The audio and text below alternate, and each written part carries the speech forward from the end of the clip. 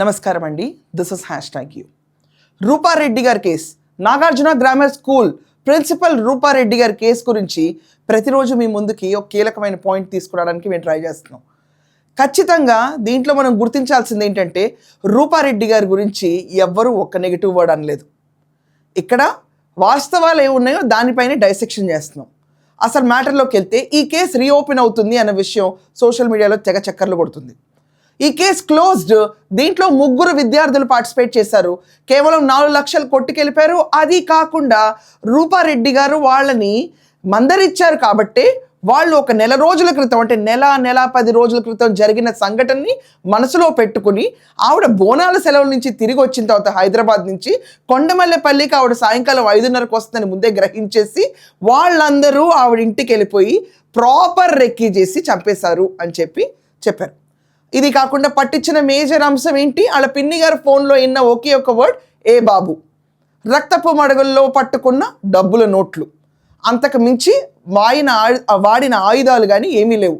పోలీసులు కస్టడీలోకి వెళ్ళిపోయిన తర్వాత, అంటే 100 మందికి పైగా విచారించారు. 120 మందిని విచారించిన తర్వాత పోలీసుల దగ్గర స్టూడెంట్స్ అదుపులోకి తీసుకున్న తర్వాత వాళ్ళని చాలా టార్చర్ చేశారని వాళ్ళ పేరెంట్స్ బయటకు వచ్చి మాట్లాడతారు. మీకు మొన్న వీడియోస్లో నేను క్లియర్గా వాళ్ళ ఆడియో కూడా వినిపించాను. బట్ ఫర్ అగైన్ ఒక్కసారి ఆడియో ప్లే చేయండి. మాకైతే ఏం తెలియదు సార్, ఏం తెలియదు. ఆయన మాకు ఒక్క ముక్క చెప్పలేదు, ఒక్క ముక్క అర్థం ఇప్పుడు దాకా మాకు అర్థమే లేదు. నిన్న వాళ్ళు పోలీసు దాకా నల్గొండ దాకా హైదరాబాద్ దాకా పోయినా కానీ వాళ్ళు ఆయన ఎంత పోయినా ఎంత అడిగినా ఏం చెప్తాడు, నాకేం తెలియదు అని ఒక్కటే ఆయన ఒక్కటే ఏడుస్తుడు కానీ ఒక్క ముక్క మాట మాట్లాడుతున్నాడు. సో అది కాకుండా ఇక్కడ అన్నిటికంటే ఇంపార్టెంట్గా మారింది ఏంటంటే, వాళ్ళు స్కూల్ నుంచి తిరిగి వచ్చారు అని వాళ్ళ పేరెంట్స్ చెప్పారు. స్కూల్కి వెళ్ళిన విద్యార్థులు ఇంటికి అదే వ్యాన్లో తిరిగి వచ్చారు. అండ్ ఇప్పుడు ఏమంటున్నారు, నెక్స్ట్ లెవెల్ వీళ్ళు హింసిస్తున్నారు మా పిల్లల్ని, పోలీస్ కస్టడీలో పెట్టి కొట్టినట్టున్నారు, హింసిస్తున్నారు, మా పిల్లలకి ఏమైనా అయితే మేము కూడా ఆత్మహత్య చేసుకుంటామని పేరెంట్స్ బయటకు వచ్చి సీరియస్ వార్నింగ్ ఇస్తున్నారు. మనం అర్థం చేసుకోవాల్సిన విషయం ఒకటి, రూపారెడ్డి గారు జరిగిన దారుణ హత్య ఒకవైపు, విద్యార్థులు ఒకవైపు. అసలు వీళ్ళు నిజంగా చేశారా? వీళ్ళు స్కూల్కి వెళ్ళి వ్యాన్ ఇంటి దగ్గర దింపితే వీళ్ళు ఒక అరగంటలో ఇంత మర్డర్ ఎలా చేయగలుగుతారు? పోనీ సీసీటీవీలకైనా ఒక్క రెడ్ హుడ్డీ తప్ప, ఆ రెడ్ హుడ్డీలో ఉన్న ఫేస్ కూడా ఎవరికి క్లియర్గా తెలియదు. అది ఒక్క విషయం తప్ప, ఏ బాబు అన్న ఒక్క సంఘటన తప్ప మిగతావేవి స్టూడెంట్సే చేశారని పట్టించలేకపోతున్నాయి. ఇది కాకుండా ఇది డబ్బు కోసం చేసిన అతి క్రూరమైన హత్య కింద భావిస్తున్నారు అందరూ. బట్ ఆ డబ్బులు తీసుకుని వాళ్ళు ఏం చేశారు? పోలీసు వాళ్ళు చెప్పిన దాని ప్రకారం గోవా వెళ్ళి ఎంజాయ్ చేశారు. కానీ వాళ్ళు రూపారెడ్డి గారు చనిపోయిన తర్వాత నాగార్జున గ్రామర్ స్కూల్ హాలిడే ఇస్తే 5 రోజులు వాళ్ళు ఇంట్లోనే ఉన్నారు, వాళ్ళు ఎక్కడికి వెళ్ళలేదు.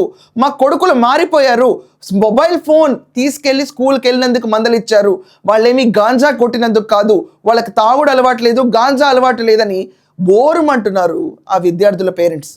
ఓకే, ఒక రకంగా ఆలోచిద్దాం.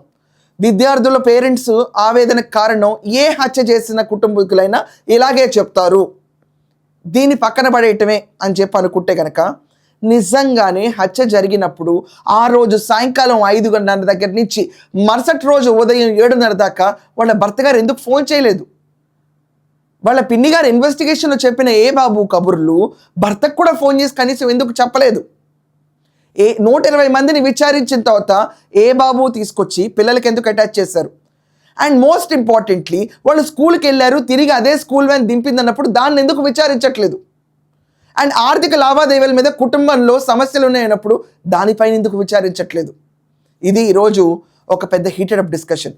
యాడింగ్ ఫ్యూయల్ టు ఇట్, ఆ స్టూడెంట్స్ ఎవరైతే పట్టుకున్నారో 2 విద్యార్థుల్ని, ఒక్క విద్యార్థి తప్పించుకున్నాడని పోలీసు వాళ్ళు చెప్పారు కాబట్టి అసలు అరుపులు కేకలు లేకుండా ఏదో ఎక్స్పీరియన్స్డ్ మర్డర్ చేసేవాళ్ళలాగా వాళ్ళు 27 సార్లు పొడిచి చంపేశారు ఆవిడ్ని అని అందరూ చెప్తున్నట్టే జరుగుంటే కనుక ఎవిడెన్సెస్ ఏంటి? అండ్ స్టూడెంట్స్కి ఏమన్నా జరిగితే వాళ్ళని ఇలాగే ఉంచితే మేము ఆత్మహత్య చేసుకుంటామని స్ట్రాంగ్గా నమ్మే పేరెంట్స్ గురించి సమాధానం ఏంటి?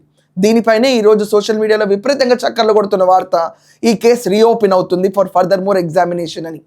సో దీనిపైన మీ ఒపీనియన్ ఏంటి? నిజంగా వాళ్ళ ఆవేదన ఉట్టి ఆవేదనేనా, లేకపోతే వాళ్ళ పిల్లలు వాళ్ళ కళ్ళ ముందే ఉన్నప్పుడు వాళ్ళని పికప్ చేసి కేసులో పెట్టడం గురించి వాళ్ళు ఫ్యాక్ట్స్ చెప్తున్నారా, మిస్లీడ్ అయి చెప్తున్నారా? దీని గురించి మీ ఒపీనియన్ రాయండి. అండ్ స్కూల్ వ్యాన్ గురించి పర్టికులర్గా కనుక్కోవాలా వద్దా? అండ్ 120 మందిని ఇన్వెస్టిగేట్ చేసేదాకా విద్యార్థులు కానీ వాళ్ళ పిన్ని కానీ ఒక్క మాట చెప్పలేదు, ఒక మాట రాలేదు విద్యార్థుల కాన్సెప్ట్. ఆర్థిక లావాదేవీల గురించే వచ్చినాయి. వీటి గురించి మీ అభిప్రాయం ఏంటో ఖచ్చితంగా తెలియజేయండి. That's all for now. Thank you.